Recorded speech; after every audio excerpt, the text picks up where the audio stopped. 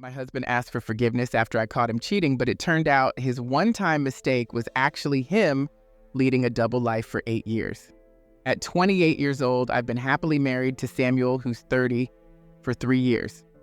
Our story began in college, where we first crossed paths during our sophomore year, both members of the same economic study group. Samuel caught my eye immediately with his charm, though initially I was too timid to approach him.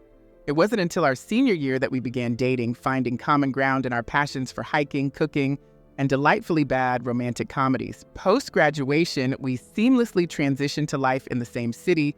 Samuel landed a role at a marketing firm while I embarked on a career in human resources. After a year of dating, we moved in together, establishing comforting routines, Sunday brunches, midweek movie nights, and weekend hikes whenever the weather permitted. 2 years ago, during a surprise getaway to the mountains, Samuel proposed in an enchantingly simple setting that felt just right for us. I eagerly accepted. Our wedding was an intimate affair, graced by the presence of our nearest and dearest. As we settled into married life, we began to envision a future that included starting a family and perhaps buying a home in the suburbs. Life seemed to be following the perfect script I had imagined. However, subtle changes in Samuel's behavior began to raise my suspicions last month. His increased attachment to his phone, secretive calls taken in another room, and a general air of distraction were out of character. Initially, I dismissed these signs, attributing them to the ebb and flow of life. I initially thought Samuel was just stressed from work. But as days passed, his actions grew more suspicious. One evening, while he was showering, his phone buzzed with a text from someone named Sarah. It read, "Can't wait to see you tomorrow, babe. Miss you already." My heart sank, but I put the phone back and pretended nothing happened when he returned. The next day, I decided to see where Samuel was really going. Instead of heading to his office, he drove to a cafe across town. There, he met a woman I didn't recognize. They hugged and kissed, looking very much like a couple. Watching them shattered my world. I was too stunned to confront them and sat frozen in my car. That evening, when Samuel came home, I confronted him. At first, he denied everything, but when I revealed I had followed him, he admitted the truth. Sarah was his high school sweetheart, and they had reconnected on Facebook 6 months ago. He told me he still loved me, but felt drawn to her in a way he couldn't explain. Samuel begged for forgiveness, promising to end it with Sarah and work on our marriage. Torn, I didn't know what to do. Part of me wanted to throw him out, but I still loved him and wondered if we could somehow get past this. I decided I needed space to think, so I packed a bag and went to stay with my sister. My sister, who is 32 and has always been protective of me, was furious when she heard the story. She urged me to leave Samuel for good, convinced that someone who cheats once will always be a cheater. My sister understood that choosing what to do about Samuel wasn't simple. While staying with her, I spent a lot of time reflecting on my relationship with him. I remembered our first date at a quaint Italian restaurant where we both awkwardly wore our spaghetti. I recalled the adventure of getting lost on a hike, which led us to camp under the stars. His comforting presence at my father's funeral 2 years ago also came to mind. However, I couldn't ignore the troubling signs I might have overlooked: his frequent late nights at work, his need to go into the office on weekends, and the distant look in his eyes even when we were together. A week has passed and I'm still at my sister's house. Samuel has been relentlessly calling and texting, pleading for me to return so we can discuss everything. My friends are split. Some suggest giving him another chance, while others advise immediate divorce. My family, particularly Elodie, believes I should leave him. I'm conflicted. We've been together for so long, and I thought our marriage was solid until now. Is it right to discard 8 years over one transgression? Yet, how can I trust him again? Will I always wonder if he's with her whenever he's late or on his phone? Our dreams for the future now feel distant. We had plans to start a family next year and we're even house hunting in the suburbs, imagining a backyard for our kids. All that now seems like a lost dream. I've always believed in giving second chances. In college, when Samuel was nearly expelled for cheating on an exam, I supported him through his appeal. He vowed never to repeat such an act, and he kept that promise until now. But this betrayal feels more profound, making me question my self-worth. Did I do something wrong? Am I not enough? Samuel insists that his actions were a result of weakness, and not because of anything lacking in me, but it's difficult not to take it personally. Besides the emotional toll, there are practical matters to consider. We have a joint bank account, a shared lease on our apartment, and our lives are deeply intertwined. The thought of separating everything is daunting. I'm torn about what to do next. Should I attempt to reconcile with Samuel, or should I end our marriage and start anew? Has anyone faced something similar? How did you cope? My emotions oscillate constantly. One moment, I'm inclined to return home and try to salvage our relationship, and the next, I'm searching for divorce attorneys. Making a decision seems overwhelming, so I'm taking things day by day. I'm thankful for my sister's support and the space she's given me to reflect. I wish the right choice was clearer. It's been 2 weeks since my last update, and much has occurred. Thanks to everyone who shared advice and support, it has been a lifeline in these tough times.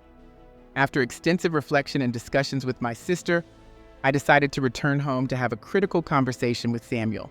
It felt necessary to at least listen to him before making any irreversible decisions. Upon my arrival, Samuel appeared exhausted, as if he hadn't slept for days. He immediately began to apologize, expressing his remorse and confirming that he had ended things with Sarah, even showing me the messages to prove it. We spent hours talking. Samuel recounted how Sarah was his first love back in high school. Their recent reconnection on Facebook reignited old feelings, drawing him into a whirlwind of nostalgia and excitement. He admitted that he never intended for things to escalate, but he got swept away before he realized how deep he was in. I confronted Samuel about why he hadn't told me about Sarah right from the start. He admitted he was scared I'd get upset or jealous, so he chose to hide it from me. As their relationship deepened, he realized he should end it, but struggled with how to do so without hurting Sarah or risking my finding out. Hearing this, I expressed how deeply his actions had betrayed my trust and questioned how I could ever trust him again.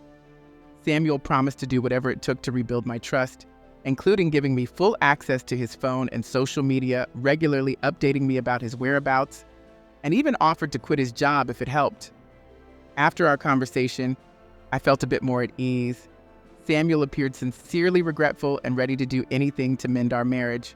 I wasn't ready to forgive him, but I agreed to try and work on our relationship. We decided to start marriage counseling and take it one day at a time. Our first session with Dr. Anderson was challenging, but seemed productive as we discussed our relationship history and communication styles. Things improved for a while.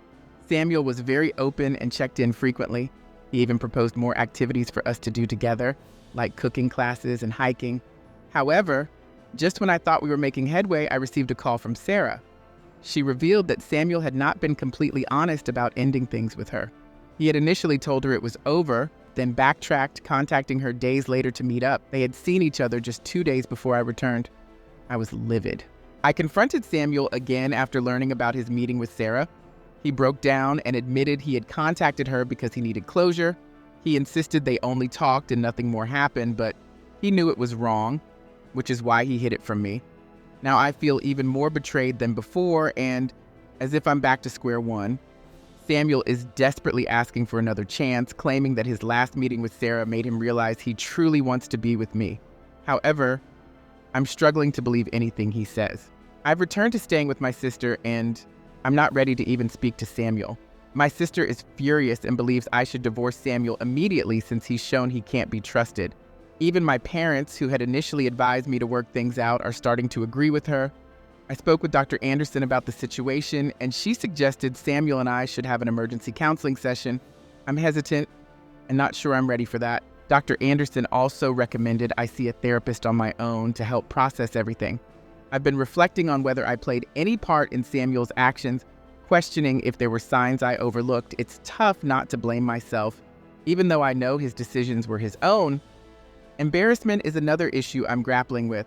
Living in a small town means rumors spread quickly, and I dread having to explain our situation if we end up divorcing. To keep my mind off things, I've been focusing on work. My boss has been supportive, assigning me extra projects to help distract me. At this point, I'm seriously considering divorce. I still love Samuel, but I'm not sure if love is enough to overcome the broken trust. I wonder if it's possible to rebuild what we had. If anyone has faced something similar, did you decide to give your partner another chance after they repeatedly lied? Currently, I'm focusing on myself. I've started attending a yoga class recommended by my sister to find some peace in the midst of this turmoil. I'm not ready to make a decision yet, but I'm trying to take each day as it comes. Update 2. A month has passed since my last update, and my situation has taken an unexpected turn. I've been living separately from Samuel, using this time to think about what I should do next. During this period, I've discovered things that have drastically shifted my view on our situation. I want to thank everyone who commented on my previous post.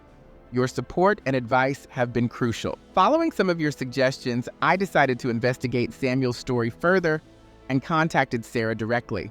Despite some advice against it, I felt compelled to hear her side. What she revealed was astonishing. Sarah claimed that her involvement with Samuel wasn't just a recent 6-month fling. They had been in an intermittent relationship for years, even before Samuel and I began dating. She said Samuel kept her as a fallback, reaching out during challenging times in our relationship. Sarah showed me text messages and emails that dated back to the early days when I thought Samuel and I were exclusive. These included times around significant events, such as when we moved in together and our engagement period. I was shocked. It turned out Samuel had been deceiving me throughout our entire relationship, not just recently. She also showed me photos of them together from trips that Samuel had claimed were for work. When I confronted Samuel with this evidence, he initially denied everything.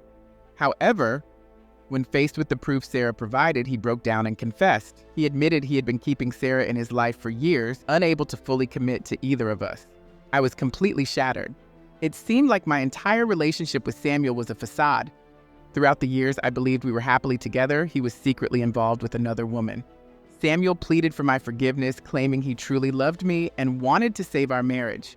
He admitted his fear of fully committing had kept him from being honest, and he promised to finally end things with Sarah for good. However, I couldn't see past the extensive deceit and manipulation. I no longer felt I knew who Samuel really was. After much thought, I decided to file for divorce. It was a tough decision, but it felt necessary. The idea of ever trusting Samuel again seemed impossible, and I didn't want to live in constant doubt. Samuel was devastated and tried to persuade me to reconsider, but I remained resolute.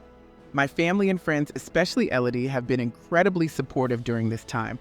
I've begun the practical steps of separating our lives, such as searching for a new apartment and opening my own bank account.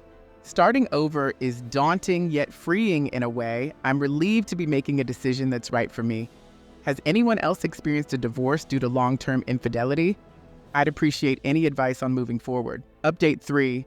6 months have passed since my last update. The divorce has been finalized and I'm gradually rebuilding my life.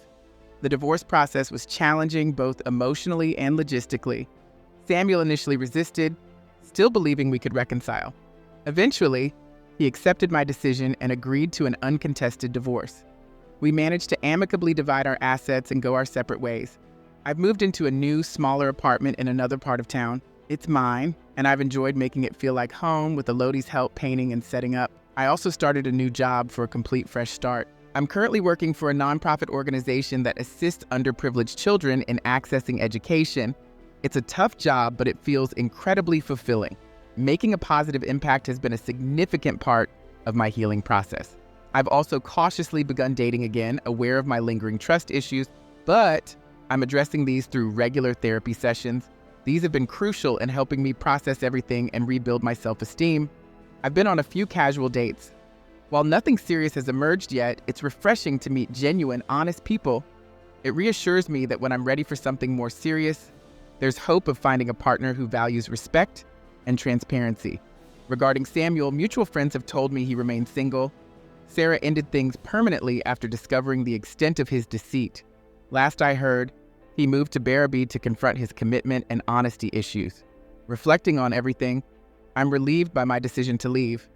Though I occasionally miss the life I thought we had, I recognize it was founded on falsehoods, and I deserve more. An unexpected benefit of this ordeal has been the deepening of family ties. My sister and I have grown even closer, and my parents have been visiting more frequently, leading to regular family dinners. Reconnecting with old friends has also been rewarding, helping me rediscover my identity beyond being Samuel's wife. While there are tough moments, times when I ponder the future I envisioned with Samuel, complete with a suburban home and children, I'm learning to release those dreams. At the same time, I'm excited about new opportunities. I've even started attending fun classes at the local community college to explore new interests. I've taken up photography, a passion I always had but never pursued. It's been an excellent way to connect with new people and invest in something uplifting.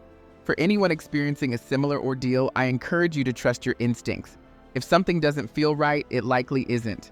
Don't hesitate to seek the truth, even if it might be painful.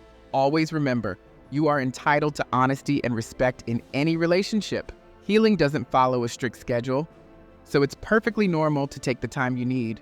Some days, I feel completely healed, but then there are moments when a memory of Samuel brings back sadness. I'm learning to accept that these ups and downs are part of the healing journey. Looking ahead, I'm not entirely sure what awaits, but for the first time in a while, I'm eager to discover what comes next.